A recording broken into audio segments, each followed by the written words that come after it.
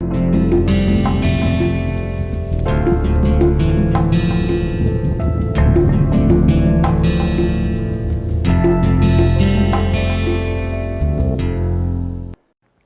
this lecture, we will learn about processing of bioceramics, because in earlier lectures we have seen what kind of ceramics do exist, what are their natures in terms of their inertness, bioactivity or bioreabsorptionness. So in this particular lecture, we will learn about the processing of bioceramics. First is thermal processing. So in thermal processing, there are many kinds of microstructures which we can really get. So we can see we can either achieve amorphous or glassy kind of a microstructure, or it can also be cast or plasma spread structure. We can also do this processing via liquid phase sintering. We can also perform solid state sintering, and we can also achieve sometimes polycrystalline glass ceramics. It can be again glass in glass, or it can be glass to ceramic kind of a microstructure. So we can see that via thermal processing we can attain different kinds of microstructures. It can range from being structure being very amorphous or glassy. It can also be polycrystalline, which can be achieved via casting or even by plasma spread structure. It can also be liquid phase sintered, in which we can attain really very high density of materials, or it can also be solid state sintered, wherein we don't allow one material to undergo any liquid phase transition, or it doesn't allow to go to liquid phase, and then we attain the sintering via just particle contact, and then we can also get polycrystalline glass ceramic via certain processing techniques. So first technique of thermal spraying is sintering. In sintering, what we are doing, we take a fine grained particulate, and then we add some water and some binder to it, so that all the particles which are out there, they can get bound together, and then we press them in the mold. After pressing, we get approximately near-net kind of a shape, and then it is called a green. So green is attained once we take our particulate material, we add water, we add binder, and then we press it to approximate near-net shape, and that is called a green. Again, it will have certain porosity in it, and then what we do, we take this particular green and we heat treat it, so that the first step is that we evaporate water from here. So once you are evaporating water, then we have something still remaining. There is some binder also remaining therein. So we have a kind of a green which has been pressed component, which is which will also have certain porosity into it. So first step, we are trying to evaporate the water from there, and then we heat it to further higher temperature, and that basically burns the binder. So now our overall billet, or whatever the component is, it is free from water, it is free from binder, and then we now sinter it at very high temperatures, which leads to the densification. And once we have attained a particular densified composite, we can polish it to the final requirements. So in this particular case of sintering, we first take fine granulates, we add certain binder and water, so that it can basically bring out all the particulates together because of capillarity. And then first step is that we remove the water. So we will have all the particulates, and then water will basically get evaporated, and then in the next step we will burn the binder which is still holding the particles. So it is some sort of organic binder, and then we burn off the binder which can burn out at pretty low temperatures, order of 300 to 500 degrees centigrade, and then we basically sinter it at very high temperatures, which can be exceeding 0.5 times the melting temperature. So in that particular case, we now start seeing all the crystallites which are belonging to a particular biocomposite, bioceramic, they tend to start sintering together, and then we can achieve a more densified structure. And then once we have a particular component, say if we have a particular component, it can be polished, so that we can achieve a near net shape with a good surface finish. So these are all the processes which are required in the sintering process. That first of all, we have a particulate, we add water, we add binder, so that now we have a we have particulates which are basically kind of accumulated together because of capillarity, and then we basically then compact it to produce a green. Then we remove the water from it or dehydrate it. Then we burn off the binder at certain temperature. Then we basically sinter it at much higher temperature, exceeding 0.5 times the melting temperature. Then after we have consolidated it, we have densified it, we will basically polish it to our finished size. And in second case, we can also achieve something called porous ceramics. And in porous ceramics, how do we get it? First of all, we will mix two-phase material, and we provide a controlled heating and with a controlled environment. So we have initially two phases, one phase and second phase, out here. So, we will have one phase, we have second phase, which is basically being embedded into the two phase material, and we provide controlled heating with controlled environment. So, what happens? We allow the decomposition of the second phase before densification. So, what we are doing is we are basically removing the one of the components. So, what we are doing like this, it is more like this, that we take a particular component, and in second case what we are doing, we basically burn off the second phase. So, we remain with only first phase material, whereas second phase material has been decomposed. So, it will leave out certain porosity at its place. So, this was phase 2, which is now basically burned off. So, this was phase 2, this is phase 1, and now the phase 2 is basically being removed, or it has been decomposed. So, we have overall composite with certain porosity in it. So, that is what that leaves the porosity behind. Or we can also do, we can have phase 1 and we can have phase 2, but in case of this, in this particular case, we can let the second phase transform to hydroxyapatite. So, what we are doing, we are taking some natural porous organisms such as which can be coral. It already has certain porosity into it. So, corals will have definite some porosity inside them, which can it can vary from size, or to it can vary from the size of the porosity to their connectivity, but they will have very good porosity, interconnect porosity with certain pore size. And our objective in the second case is that we convert that particular coral to certain hydroxyapatite by certain hydrothermal processing. So, it is we take the particular calcium carbonate or any phase of calcium phosphate, and then we make it react with water or certain chemicals, so that that particular phase converts to hydroxyapatite, and that will produce eventually a porous ceramic. So, here we are basically trying out two methodologies. In first case, we are mixing two phase material, and then overall what we are trying to do, we are trying with the controlled heating and the providing a particular environment, we are letting one of the phases get decomposed, and since one of the phases gets decomposed, the second phase remains continuous, and the phase 1 which was decomposed leaves porosity behind itself.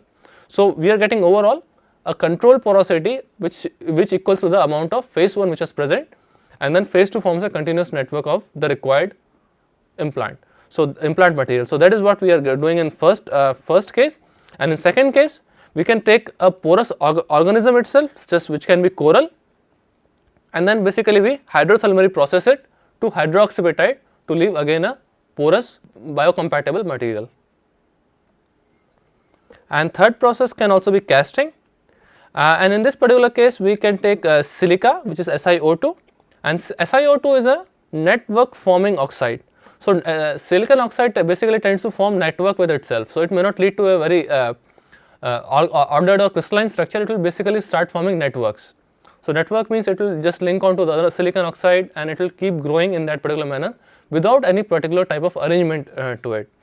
And what we can do, we can add also something called network modifier, which can basically associate itself to the network and get attached to it. So, that can be calcium oxide. So, we get a kind of a mixture between the silicon oxide and the calcium oxide, and in this process we heat them to the melting temperature. So, in this particular case we are heating them to melt temperature. So, we get a kind of a homogeneous mixture which can be one liquid or two liquid depending on range we are in, and it will form a combination of SiO2 plus calcium oxide, and it will form certain liquid, and we can cast it to form a glassy or polycrystalline microstructure. So, depending upon how we are casting it, we can produce either a totally amorphous structure which is totally glassy in nature, or we can also induce some sort of a crystallinity to it by allowing certain nuclei to initiate before it really solidifies. So, depending on how we are cooling it and what is the composition which is being involved out here, we can alter how the casting can result either amorphous structure or a totally crystalline structure. So, that is the overall strategy with the casting. And again there is one more process for deposition, basically coatings, and that is called plasma spraying. And plasma, as we know, is the fourth state of matter.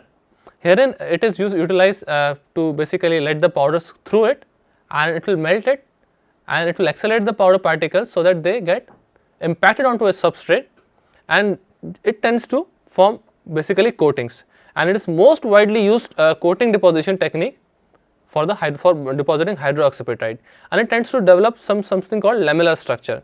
So, we have powder which basically passes through some plasma plume, and then these particles are accelerated to certain velocities, so that they get impacted onto a substrate to form splats, and consecutive layers basically tend to form layers over it, and this is called a splat structure or the lamellar structure. And it can also create certain porosity into it, because all the lamellae which we find here, they may not be intact homogeneous chemically to one another, they might be just mechanically integrated.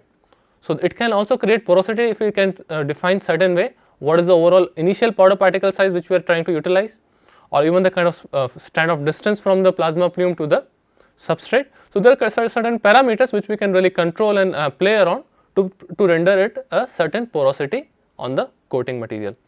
And again here we can also have polycrystalline material which can be deposited using plasma spraying. So plasma spraying is one of the very important techniques which is most widely used for producing coatings onto implant materials, and it generally tends to result lamellar structure.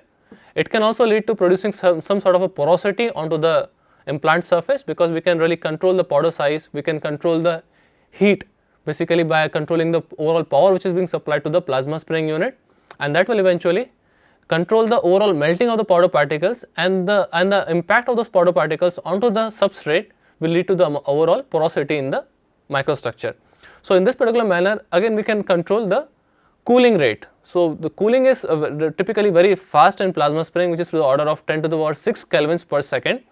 So by controlling the cooling as well, we can limit the solidification, or we can ease the solidification by preheating it. So those all are the things we can play around in terms of rendering a very dense structure or rendering a very porous structure. But ideally these plasma spray techniques are utilized for developing porous coatings for on the implants, and those coatings can be either polycrystalline, and they can even create porosity out here.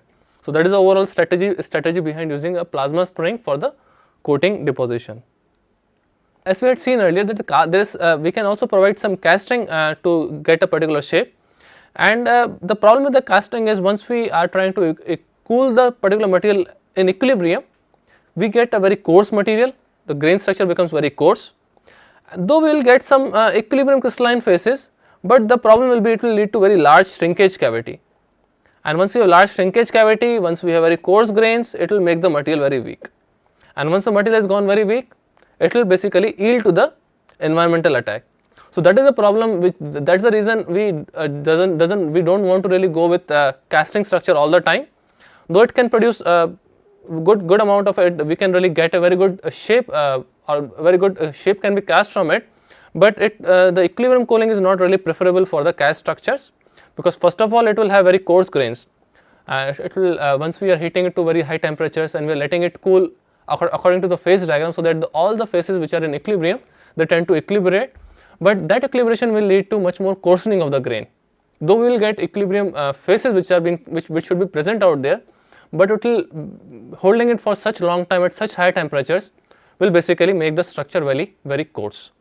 So once the microstructure is very coarse, it will lead to very huge grain sizes, and it will make the material very weak because of Hall patch relationship. And again this particular cooling will allow the phase transitions to occur, and also what will happen is that it will yield out to it will provide a very large shrinkage cavity in the center, because once the material is cooling down, it has to basically shrink, and that creates certain cavity, and that cavity generally is not acceptable because it will make the material very weak. And again once we have very huge grains, or once the material is very weak, it will obviously be prone to the environmental attack. So those are all are the limitations of the cast structure, that first of all it will make the grains very coarse, which will eventually germinate out of the equilibrium cooling. Once we have very coarse grains, it will lead to basically it will make the material very weak. Casting can also induce shrinkage cavities, and overall these things will make the material very prone for environmental attack. So those are the problems with the cast structure as such. So solution to that is we can go with something called liquid phase sintering. And in the liquid phase sintering, what we are doing here is, first of all we make a particular component, and that component is a green, and that is preformed into a desired shape. So we take a particular say maybe a particulate structure, and then we preform it to whatever kind of a shape we need. Say if we want to have a certain kind of a shape, we basically preform it to certain shape, while it retains around 10 to 40% of the porosity. So in this particular case, we are first preforming it into desired shape. So this is the desired shape, and this will still have 10 to 40% of porosity in it, and then we heat it to certain temperature so that one phase remains liquid. So if we go to a phase diagram, if we have particular material and we see a phase diagram for a binary system, then we will see in this one of the regions we have liquid, we have solid, we have alpha, we have beta. In this particular regime, we will have liquid plus alpha. So we will take the material to that particular regime where we have at least one phase which is liquid, and then we let it sinter. So what is happening out here, that we get all the particulates where one phase is liquid, that liquid will tend to go at the grain boundaries, and it will basically draw the grains together by capillarity action. So we had say one grain, second grain, third grain, like this, and everything else will be filled with certain liquid, and since liquid is filled all along aside it, it will basically tend to bring all the grains together. So this grain will try to go near to the other grains. So it will be more like this, that we have one grain, it will try to go towards the near second grain, this grain will also try to come closer to it, this grain will try to come closer to it, and this grain also will try to come closer to one another. So overall this effect arises because of the capillarity action. So because of capillarity, everything will tend to come closer, and they will get basically consolidated, and it will lead to increased density among in the structure. So this is what is happening out here, that it will lead to increased density because of the capillarity action, because liquid is present at the grain boundaries, which will tend to draw all the grains together, and that will basically make the structure highly dense, or it will increase the density out here. So but what happens in the liquid phase sintering is that since reaction is a little very slow, because in this particular case one phase is still solid, so it has to undergo much diffusion, and the prolonged holding at very high temperatures, it will basically lead that the overall structure becomes much more coarser. So in this particular case we have these particles which are still there. So in this particular case we had small grains which are present initially, and then one phase becomes more liquid. So in the overall structure, microstructure looks like that we have initial particles which were not melted at all, initial particles of one phase which were not melted, they remain as such. And again all the structure now, all the particles now they are now enclosed in a liquid phase. So that is what is happening out here, that everything is now enclosed in all these particles are now enclosed in a liquid phase. So liquid phase sintering, we are first of all we are taking the particular material or the component in the desired shape which still has certain porosity. Then we start the liquid phase sintering, in which we are taking a material to a temperature where we have at least one phase liquid. So that liquid tends to draw all the grains nearby itself because of the capillarity action, and once we have all the grains, we allow the cooling to happen, and because of that the overall structure looks like that we have all the smaller grains which were nothing but the initial particles which did not melt at all. Those are being basically covered with a liquid region, and upon solidification we see that kind of a microstructure which is kind of generated out here.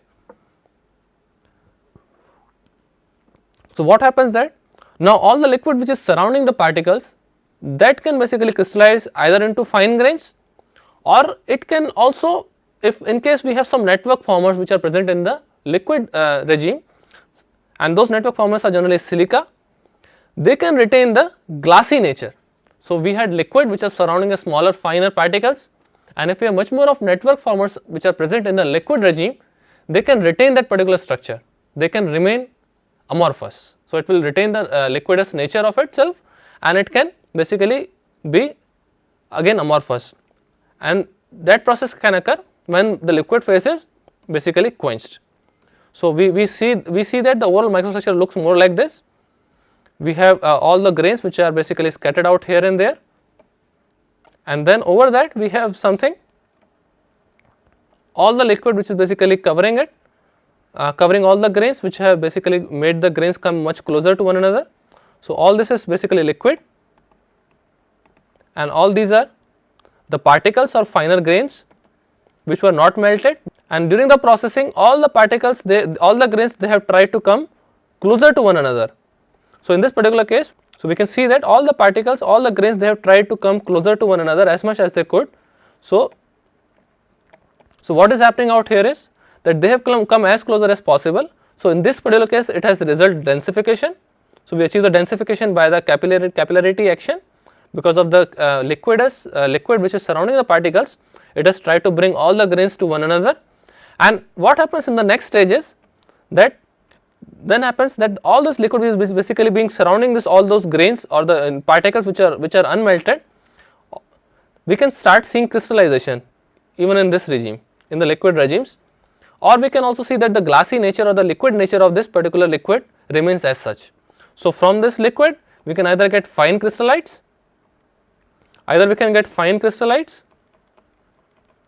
or we can have again a liquid or a glassy structure.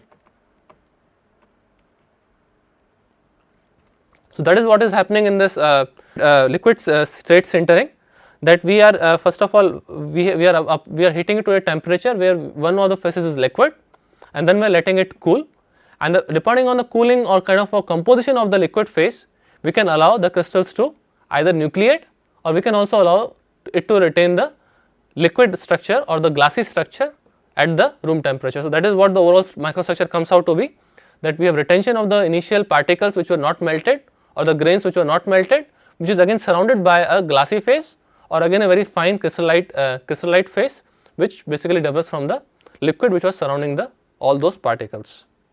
And the next methodology of sintering is solid state sintering. So in this particular case, we can it can be utilized for producing very dense hydroxypetrite or aluminum oxide ceramics, and basically this solid state sintering happens because of the surface energy gradients, and in this particular case everything is in solid. So atoms, they basically diffuse along the contact areas which happen between the particles. So we take certain particles, and atomic diffusion along this particular regime on the surface as well as the lattice along the lattice, it occurs because of the surface energy gradients. So they will tend to minimize their surface area. So we will see first of all kind of a necking which can occur between the two particles as the diffusion goes along at higher temperatures, and solid state sintering, we are not allowing any phase to reach a liquid regime. So the holding temperatures for solid state sintering are much lower than the liquid phase sintering. So that is one of the differences between the solid state sintering and the liquid state sintering, and in this particular case we only see atomic diffusion which is happening to cause the densification. And herein the material transport from one particle to another particle, it occurs via grain boundary diffusion, it can also be volume diffusion, or it can also be creep diffusion, depending on the kind of temperature this particular material is undergoing. So that is what the strategy out here is, that depending on the temperature we can either achieve a grain boundary diffusion, it can also be volume diffusion, or it can again be creep, which can occur to move the material from one location to another location for the mass transport. So again herein that sintering temperatures are in excess of 0.5 times the melting temperature, but again herein the lower temperatures and longer times are basically used when compared to the liquid phase sintering. So if we have used a particular cycle in which we have liquid phase sintering, the temperature regimes will be very high, but in this particular case this is for liquid phase sintering, but for solid state sintering we can go to very low temperatures, but we can keep it for prolonged heating. So we have solid state sintering which will progress like this. So that is, this is respect to time, this is respect to the temperature. So this is kind of a difference we will see in terms of liquid phase sintering LPS or the solid state sintering which is SSS. So in this particular case we can make very dense structures, but we do not allow any of the phase to basically become liquid, and because of surface energy gradients we can first of all allow a contact, particle to particle contact, it will start create a neck, and once we have the surface diffusion then the volume diffusion can also occur, and depending on the temperature we can also have creep coming into the play for the overall mass transport of the material. And sintering temperatures are generally in the order of 0.5 Tm, more than 0.5 Tm, but these temperatures are lesser than that of a liquid phase sintering, because depending on the phase diagram we are not allowing the structure to undergo to form a liquid phase, and in this particular case we are holding them for much lower temperatures but for much longer times and when compared to that of a liquid state sintered region. So one more difference which comes out eventually is, because if we have a liquid present in the material, it will tend to draw all the grains closer to itself. That will lead to much more densification as well. So overall densities in the solid state sintering are much lower as compared to that of a liquid phase sintering as well.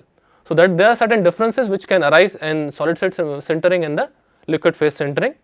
So in this particular case, we see that the crystals, they are bonded via sintering, and it can also tend to close the channels which were open earlier during when the heat treatment is being given to it. But in this case, we are holding them for much lower temperatures, so that can lead to very fine grained microstructure. And one more thing important here is, it can also result high purity, because we are not allowing a solid to become liquid, and since liquid have much more higher capability to dissolve certain impurities into it, and those impurities basically are now entrapped into the material in case of liquid phase sintering. But since here we are not allowing any liquid to form, the material tends to be much more purer than as compared to the liquid phase sintering. At the same time, since the temperature is much lower, we can also get very fine grained microstructure. So in case of liquid phase sintering, we will see a kind of a microstructure which is very dense, and it has entrapped liquid in between out here. But in the solid state sintering, we will see all the particles which have come together because of the mere contact difference in the surface energy and the contact between the particles. So we will get a dense structure, but not as dense as liquid phase sintered region. So in this case of solid state sintering, we will see all the particles which have come closer, and also they will have some sort of a surface melting because of the surface contours or the kind of a curvature. Surface can melt to a certain extent, but not it will be very marginal, and then it will basically contact with the nearby particle, and then volume diffusion and surface diffusion, because of those it will create the bond with the nearby particles. But it cannot eliminate all the porosity, the solid state sintering, because we need very high pressures at very high temperatures to eliminate that porosity.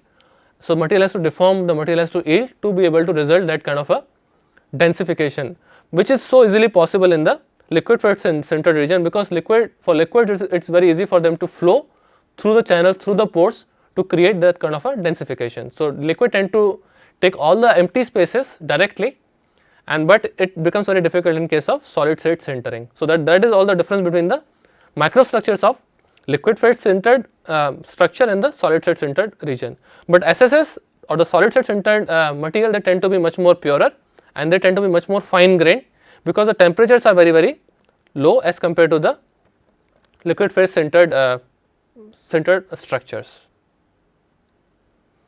And also we can see that there can be some formation of glass ceramic. So this type of material can form once we can have initial material which is a glassy, but the end product which comes out is more or less a ceramic phase. So how we can produce that particular structure is that in the first step we make a total melt, it means we make it a glassy. So first of all we are taking the material to a higher temperature, then we are quenching it to form a glass. So first step is that we form a glass, and the second step becomes that we heat treat them at around 500 to 700 degrees centigrade to nucleate certain crystals. So first step we make a glass, then we take it to a temperature where it can nucleate certain crystals. Once it has initiated some number of crystals, then we can basically heat it at much higher temperature, so that all the nuclei which are present, they can basically grow, and once they start growing, they will start impinging upon one another. So now we have gotten a composite which is a glass ceramic. So in this particular case, we are starting with a glass, and then first of all we are melting everything, and then we are quenching it to result a glass. So once we have a glass, then we basically are heating it up to around 500 to 700 degrees centigrade to nucleate certain crystals, and we are allowing it to grow at much higher temperatures, 600 to 900 degrees centigrade.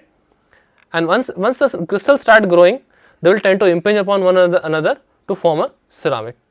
So that's what we can see, that in our initial condition we had a glass. So glass was basically formed by melting and followed by consequent quenching.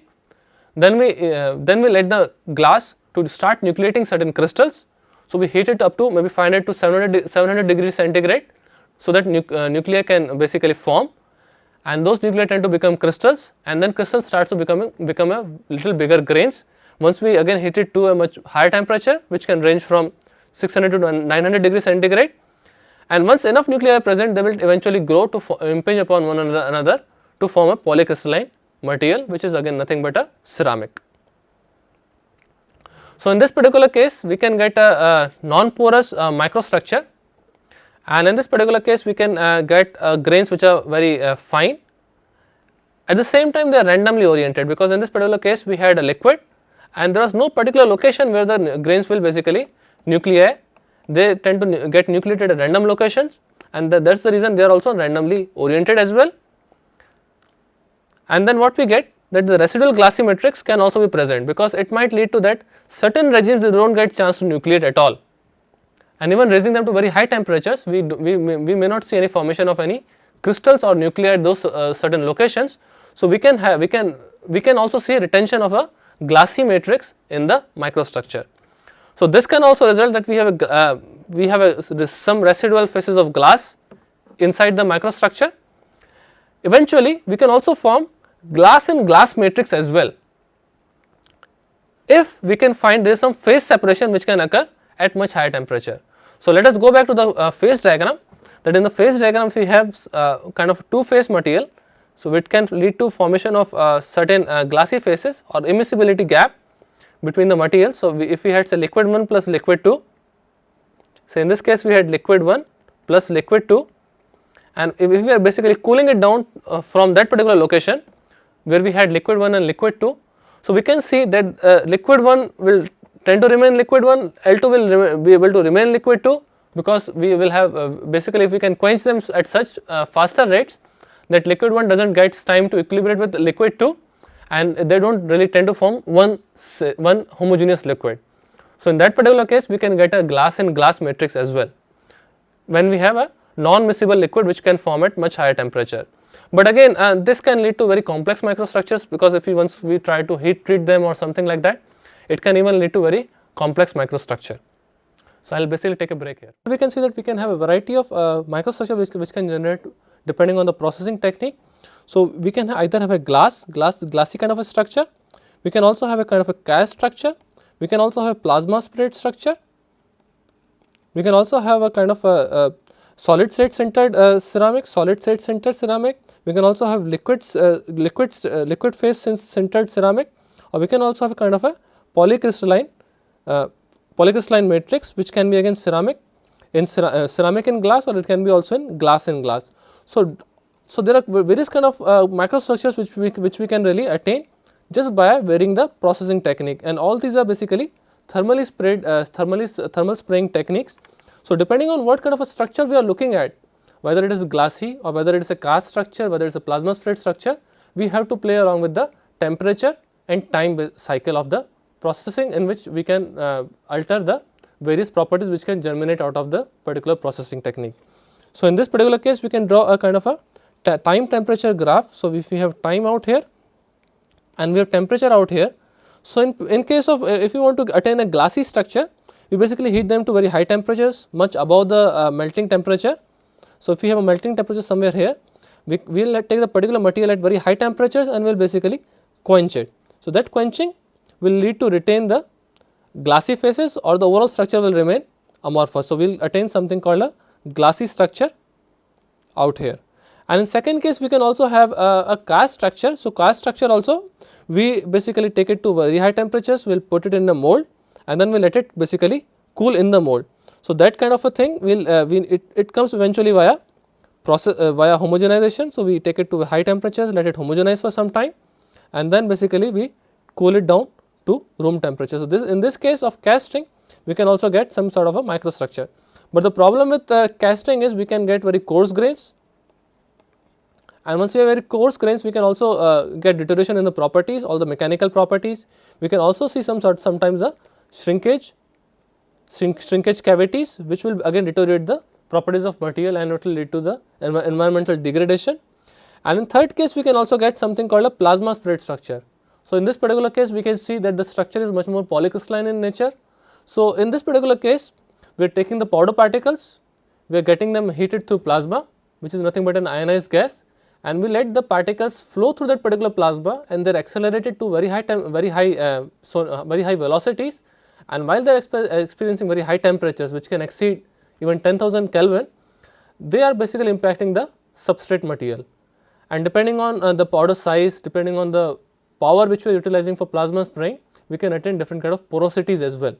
So, plasma spraying is basically utilized for depositing some sort of a ceramic coating onto an implant surface. So, that is the overall idea behind it, and in that particular case we are able to reach very high temperatures, and the cooling rates are very drastic. They can, in plasma spraying, temperatures can be as high as 10,000 Kelvin, and time can be less than couple of minutes. So, cooling rate can be as high as 10 to the power 6 kelvins per second. So, few seconds to minutes will be able to complete the plasma deposition process.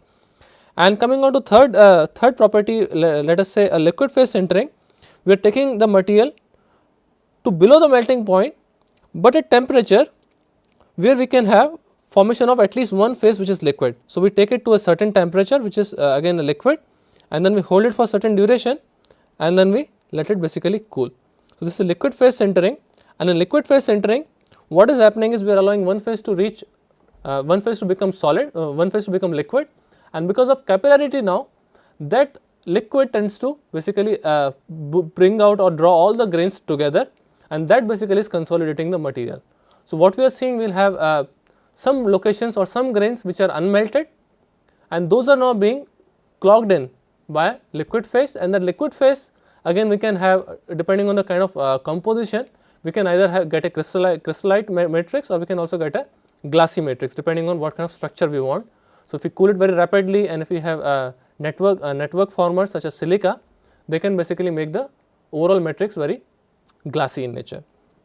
That is the liquid phase sintering. Again, we can also go to solid state sintering, in which we can hold it to a much lower temperature as compared to liquid phase sintering, but for very longer times. So, we can get again a very dense structure. But now in this case, when we have solid state sintering, we basically get very fine microstructure, because the temperature is very low as compared to liquid phase sintering. So, solid state sintered regions, they are much denser in nature. Also, we are avoiding the formation of any liquid phase, and liquid phase have the tendency to absorb some impurities which can arise from either the mold wall or somewhere else. So, ideally the solid state sintered products are much more purer than the liquid phase sintered products. At the same time, they have the solid state sintered component will have much higher porosity also as compared to the liquid phase porosity, because there is no more liquid which can flow into the crevices or any cavities to draw the grains closer. So, here we need to apply certain sort of a pressure or some sort of a hydrostatic pressure to basically consolidate the overall structure. And in this case, we only have solid state movement of the solid state diffusion processes, such as which can arise from either surface diffusion or volume diffusion or the lattice diffusion, or it can also be creep depending on the temperature we are utilizing out here. So, that is the again advantage with the solid state sintering process.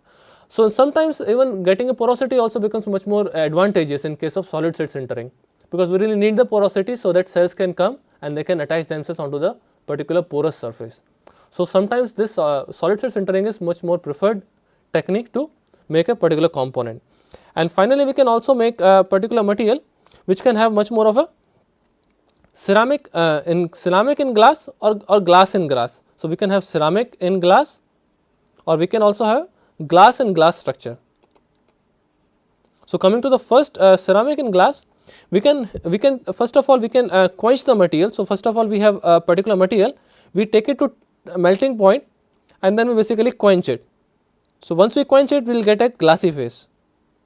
So, once we have a glassy phase, now we increase the temperature to certain regime. So, first of all we do a quenching. So, once we attain the glass out here, then we basically heat it again to certain temperature, which can range from 500 to 700 degrees centigrade, and then once we have this particular temperature, the nucleus starts forming out here, and once the nuclei have already formed, we can make the crystals grow by heating at even much higher temperature. So, 600 to 900 degrees centigrade, we can let the nuclei grow at much higher temperatures, and then basically if we can let it cool down, then basically what we have gotten is ceramic in glass, because the overall matrix can again still be glassy depending on the way we cool it, but most of the nucleus is already formed. If the nucleus formed completely, we can get a polycrystalline matrix, and so we get all the grains which are very fine, and everything is much more crystalline or ceramic but it can again be glass in glass. So, once we have cooled it, depending on the way we are cooling it, we can again retain the glassy phase itself. Once we have much more of a network former in the liquid regime, we can retain the glassy structure itself. Once we have two liquid which are forming at much higher temperatures. So, for glass in glass, we need to have a phase diagram where we can see two regimes which are forming, liquid 1 and liquid 2 at very high temperature. So, we have immiscible liquids at high temperatures. So, as temperature is very high, but much below the melting point, overall total melting point, we will see liquid 1 plus liquid 2. So, in that particular case, we are seeing a phase diagram which will have liquid 1 plus liquid 2 in this particular regime, and then they basically tend to homogenize at much lower temperatures, but we do not let them homogenize at lower temperature, we basically quench them from the immiscible regime. So, in this particular temperature, we basically tend to quench them. So, we can get two liquids as it is, as they are in the liquid phase. So, we do not let them to homogenize at lower temperatures, and we basically retain the structure of liquid 1 and liquid 2 which were immiscible at much higher temperatures, and then we get glass in glass. So, these are the various comparison of the various thermal processing techniques to get very different microstructures, which can be glassy, which can be a cast structure, which can be again a plasma spread structure, which can be solid state centered region, which can be again liquid phase centered type of microstructure. It can be again polycrystalline, it can be ceramic in glass, it can be glass in glass. So, this is the overall mixture or a blend of different techniques, and which can really help us provide a very different paradigm of properties as such, or different type of applicability in terms of the microstructure which we can get out of it. So, there can also be mechanical processing. Apart from thermal routes, we can also have mechanical routes to basically produce a glass ceramic kind of a composite.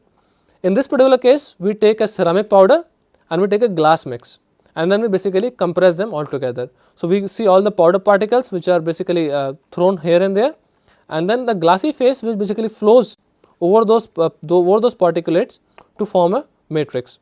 So, we have, so in this particular case, we have all the particles, solid ceramic particles, and then we have a glassy phase which is basically covering the entire regime, and then we basically compress it or mechanically press it, so that we can get a structure something like this, that it has a particulates which has a surrounding liquid or a glassy matrix. So, that produces a glass ceramic composite. So, that is what we are able to see out here, that we can get various kind of techniques for processing the ceramic, bioceramic or a bioglass or a glass kind of a composition, either via casting or via sintering, which can be liquid phase sintering, or it can be solid state sintering. It can again be plasma spraying. So, basically thermal treatments are utilized in this particular case, and it can again be more mechanical pressing as well to yield a certain microstructure. So, overall what we basically see in this particular lecture is that we can utilize the either thermal spraying the thermal techniques or a mechanical techniques to form a bioceramic or a glass kind of a microstructure. So, in thermal techniques we can get various type of microstructures which can be resulted. They can range from either cast structure, which can be plasma spread structure, which can be glassy structure, glass and ceramic structure, liquid phase sintered structures, solid state sintered structures. So, the variety of all these structures can be resulted from a different type of techniques which are utilized here. So, for attaining a glassy structure, we take the melt to a very high temperature and we cool it very rapidly, or we can also induce some sort of a network formers and network modifiers. So, we can get a combination of silica, which is a network former, and we can have a network modifier of calcium oxide to result overall a glassy structure. We can also get a cast structure by taking the melt to a high temperature and letting it cool in a cast product. But here the problem is to produce the equilibrium structure, the overall grain growth really occurs during this particular time, and because of that there is much deterioration of the properties, the mechanical properties, and also it can lead to deterioration of the corrosion properties, because now the overall structure is very weak. It can also lead to some cavity formation which can arise from the shrinkage of the material.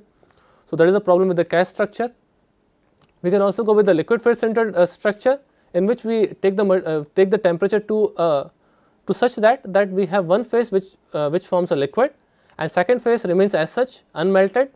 So, we have the liquid phase basically collecting or drawing all the other grains closer to itself, and it forms a very dense structure, but the overall temperature is very higher as compared to the solid state sintering, wherein we do not make even one phase go to a liquid regime. So, we have solid and solid, and then we basically are sintering them, and there is a transformation of material via solid state diffusion processes, which can be either grain boundary diffusion or the lattice diffusion, or it can be even eventually creep as well, depending on the temperature we are utilizing.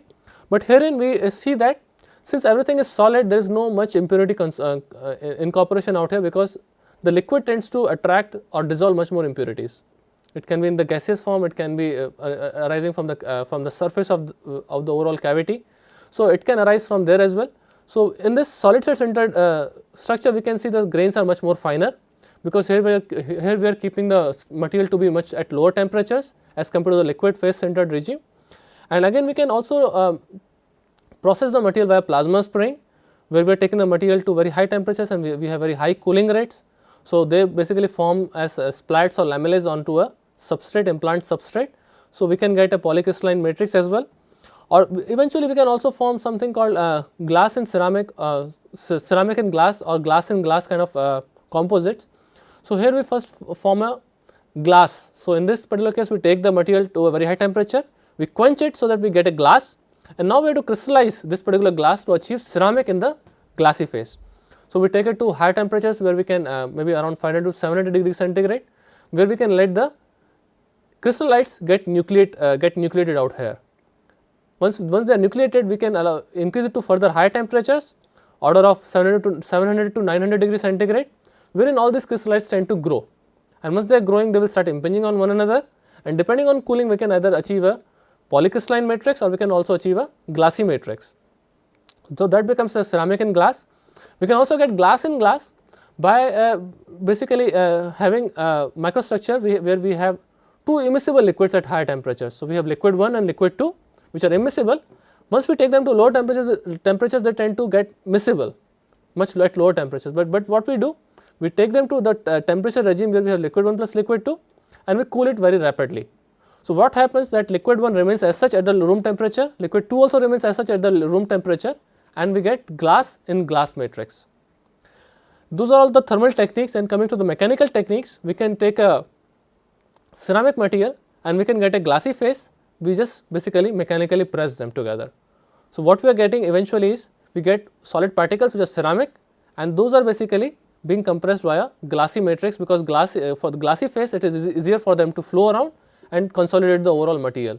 So, this is what basically completes the overall processing of bioceramics or glasses in this particular lecture. Thanks a lot.